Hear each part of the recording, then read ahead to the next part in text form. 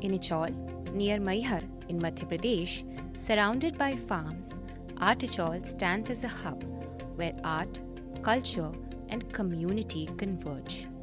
It's a rural arts center that nurtures artists and preserves local heritage.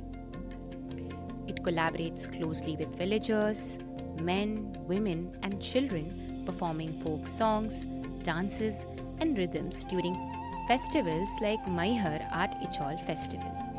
And the revenue from tourism here directly supports the community.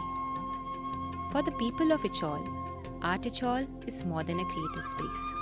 It's an ecosystem of learning, empowerment, and cultural preservation.